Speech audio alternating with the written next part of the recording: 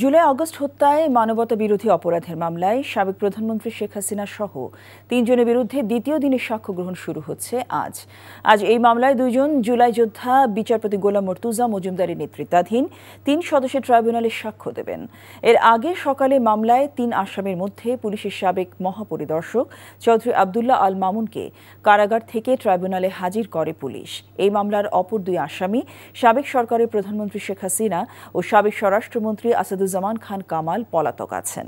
গতকাল এই মামলায় সাক্ষ্য গ্রহণ শুরুর দিন জুলাই আন্দোলনে আহত একজন সাক্ষ্য দেন। গতকালই এই মামলার আনুষ্ঠানিক বিচার কাজ শুরু হয়। বান্ডেল থাকলে প্রতি সেনমানিতে টাকা বাঁচবে। বিকাশ সেনমানি বান্ডেল কিনে জিতুন প্রতি লেনদেনে।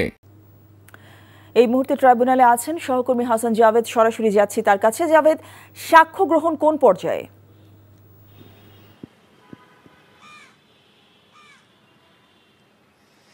জসিন্তা, আজকে দ্বিতীয় সাক্ষী, গতকাল প্রথম সাক্ষী সাক্ষ্য দিয়েছেন, আজকে দ্বিতীয় সাক্ষী। তার নাম হচ্ছে আবদুল্লাহ আল ইমরান, যিনি জুলাই আন্দোলনে একটি পায়ে গুলিবিদ্ধ হয়ে গুরুতর আহত হয়েছিলেন।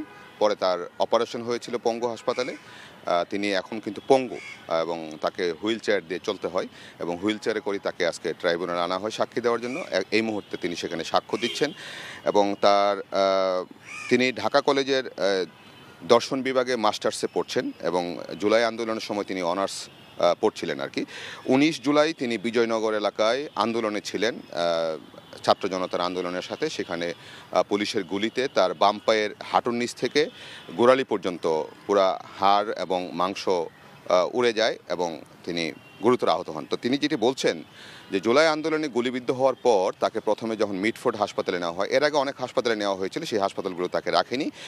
প্রাইভেট হাসপাতালগুলি অপারগতা পোষণ করেন। মিটফোর্ড হাসপাতালে নেওয়ার পর ডাক্তাররা বললেন যে আপনারা তাকে নিটোরে নিয়ে যান, অর্থাৎ পঙ্গু হাসপাতালে নিয়ে যান। পঙ্গু হাসপাতালে নেওয়ার সময় ধানমন্ডিতে সাবেক স্বরাষ্ট্রমন্ত্রী আসাদুজ্জামান খান কামালের বাসার সামনে যৌথ বাহিনী তার এই অ্যাম্বুলেন্সটি আটকায় এবং সেই অ্যাম্বুলেন্স থেকে তার এক বন্ধুকে গ্রেফতার করে নিয়ে যায়, যিনি 5 আগস্টের পরে মুক্তি পান।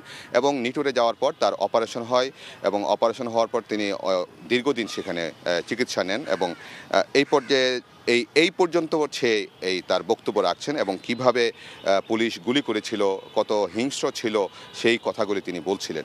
তো এখন তার বক্তব্য নেওয়ার পর, সাক্ষ্য নেওয়ার পর আসামি পক্ষের আইনজীবী জেরা করবেন, তারপরে তৃতীয় সাক্ষী সাক্ষ্য দিবেন। তো আজকে এখন এই পর্যন্ত প্রসিডিংস চলছে আর কি।